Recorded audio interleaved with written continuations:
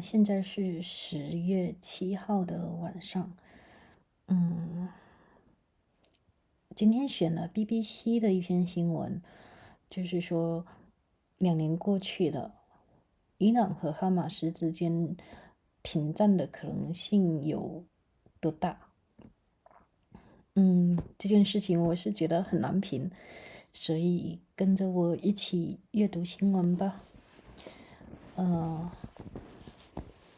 Jeremy Bowen, 2 years on, will Israel and Hamas seize the chance to end the war?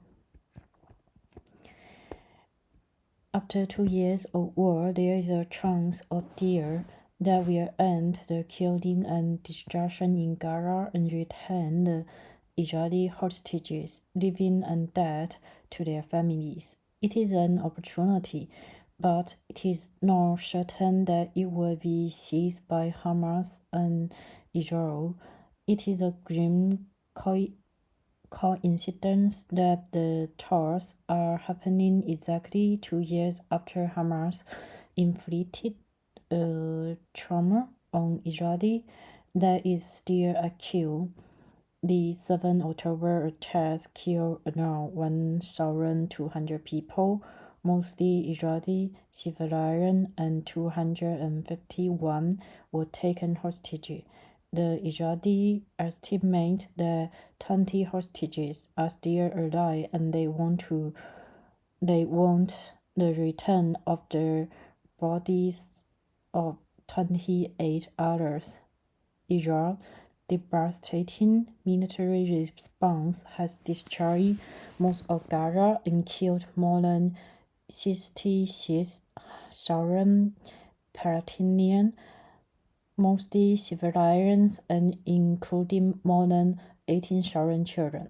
The figures come from the Health Ministry that is part of the remains of the Hamas administration. Its status has usually been regarded as reliable.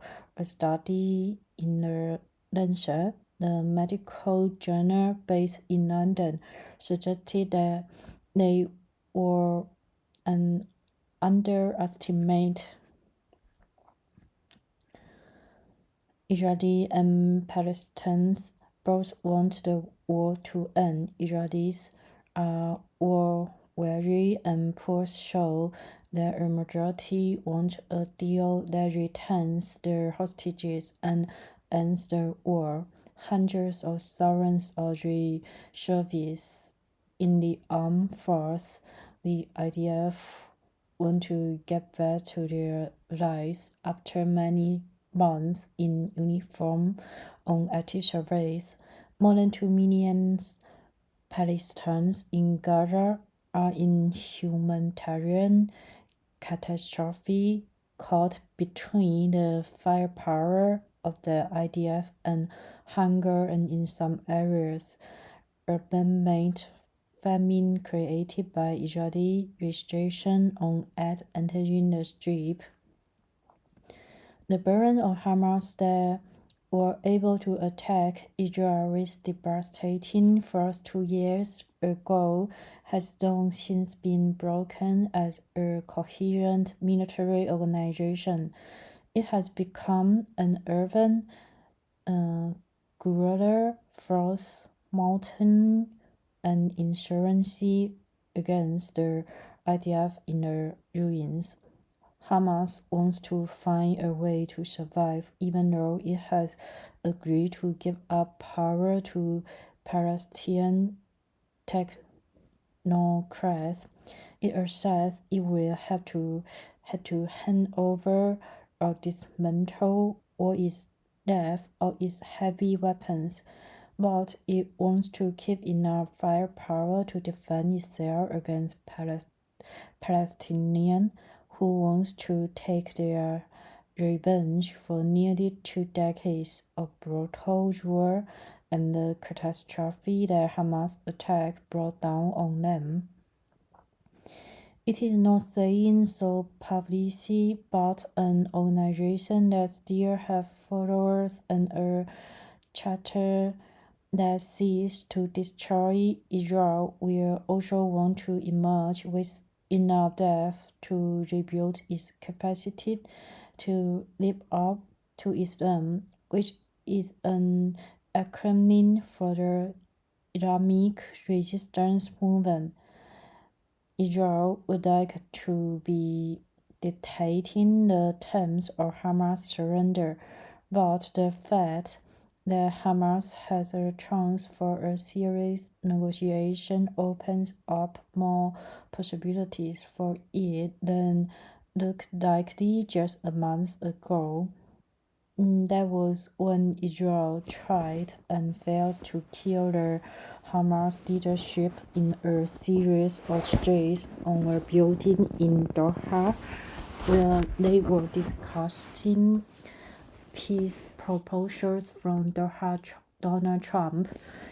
Their main target, the senior leader Khalid Haji, is leading the Hamas delegation and the talks in the Red Sea.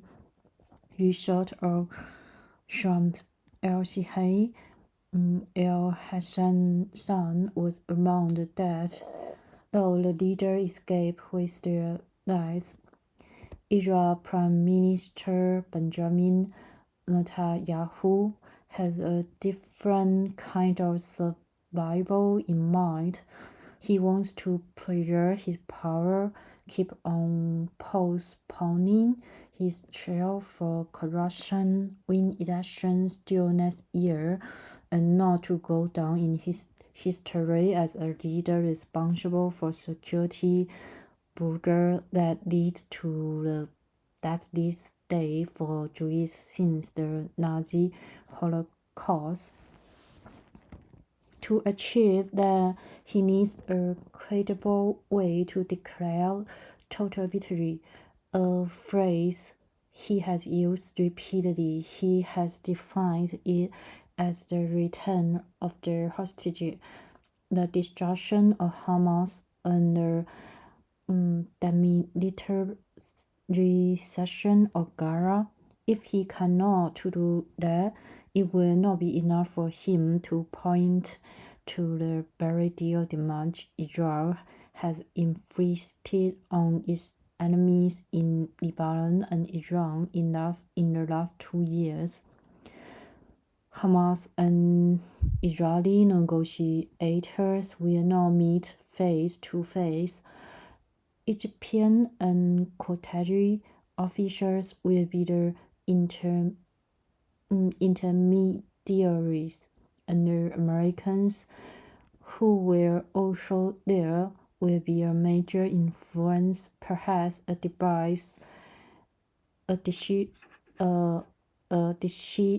decisive one. The bias for the talks in Donald Trump's 20-point Gaza peace plan, what it will not do, despite his insistent social media postings about permanent peace, is end the non-conflict between Israel and Palestine for control of the land between the river Jordan and the Mediterranean Sea. It does not mention the future of the West Bank, the other part of the territories the UK and others have recognized as the state of Palestine. The stakes are high in Shams al-Shihai. There is a chance to get to ceasefire that could lead to the end of the most destructive and bloody war in well over a century of conflict between Arabs and Jews. The first challenge is to work out conditions for the release of the Israeli hostages in exchange for Palestinian serving life sentences in Israeli jails and Gazans who have been detained without trial since the war started. That is not a simple task. President Trump wants results fast. He wants to receive his ambition to broker a grand bargain in the Middle East, at the center of which would be a rapprochement between Israel and Saudi Arabia. That cannot happen when Israel is killing huge numbers of Palestinian citizens in Gaza and imposing restrictions on humanitarian aid that are causing great suffering. And when Hamas is holding Israeli hostages, the Saudis have also made it very clear in a series of public statements that it also cannot happen without a clear and irreversible path to an independent Palestinian state.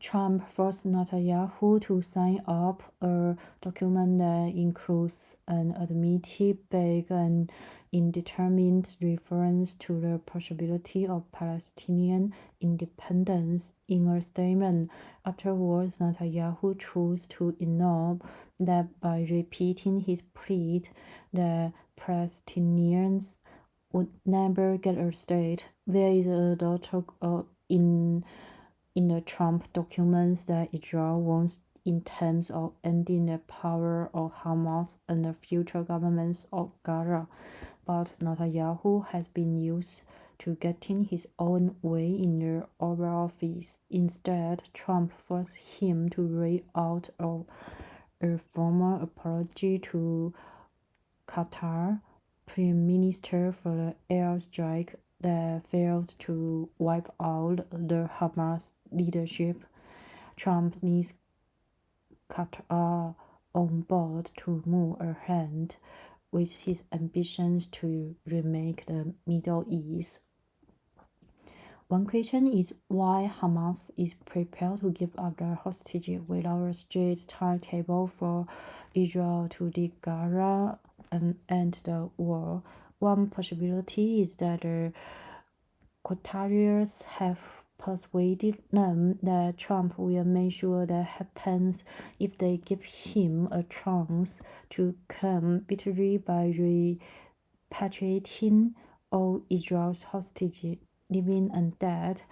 Even though Trump is still using language that Netanyahu needs Israeli to hear, like his threat to Hamas if they rejected the deal, promising my full backing for Israel to go ahead to destroy Hamas.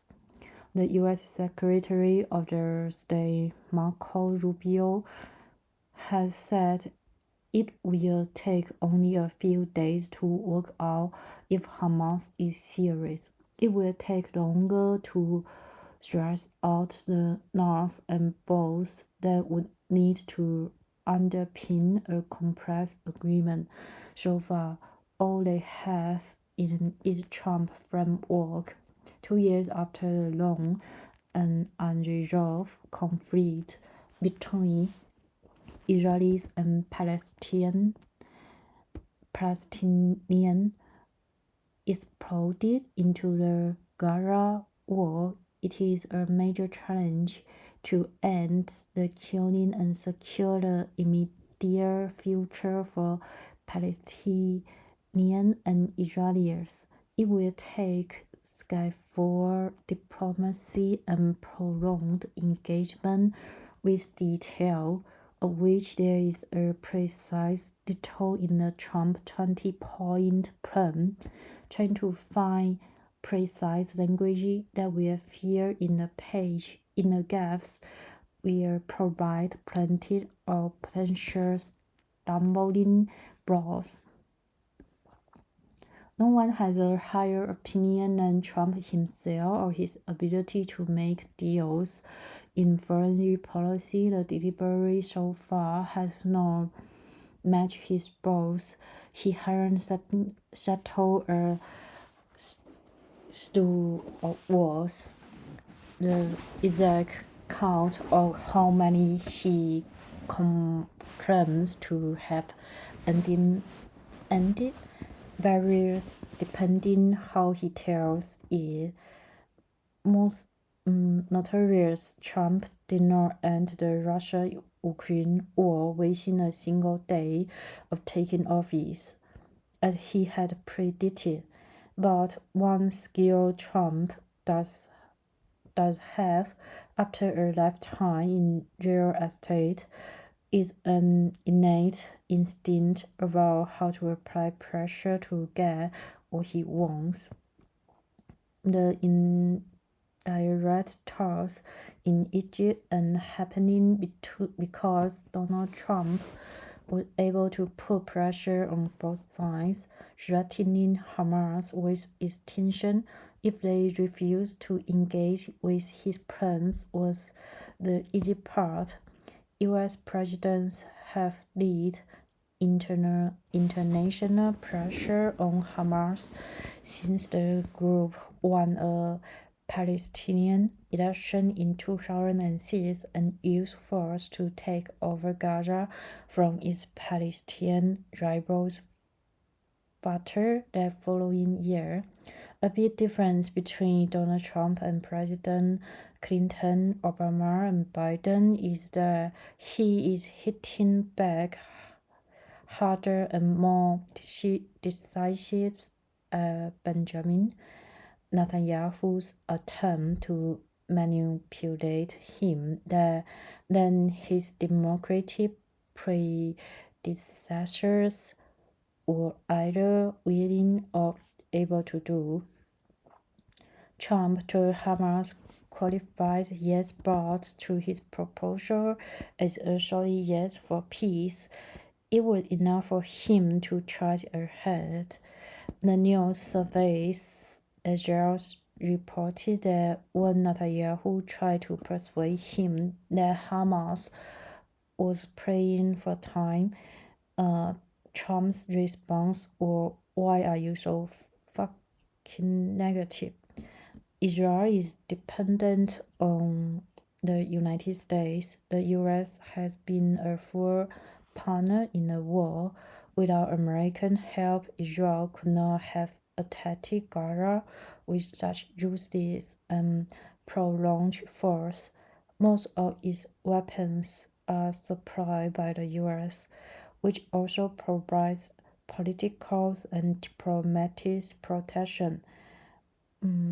Between multiple resolutions in the UN Security Council that were intended to pressure Israel to stop, Joe Biden, who called himself an Irish Zionist, never used the leverage that comes from Israel's dependence on the US. Donald Trump pushed his plan for American force and used Americans' latent power over Israel to get Netanyahu to bend to his will.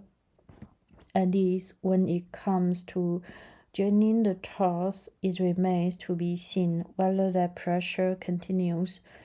Trump changed his mind. Both the Hamas and Israeli delegations have powerful critics at home who want the war to continue. Hamas sources told the BBC that the military commanders still in Gaza were prepared to fight it out until the end and take as many Israelis as possible with them. Benjamin Netanyahu coalition relies on the support of ultra-nationalist extremists who thought they were close to their dream of expelling Gaza's Palestinians and replacing them with Jewish settlers. If the talks in Egypt fail, both in demand become possible. Thanks for listening. 希望你能度过美好的一天。再见，谢谢。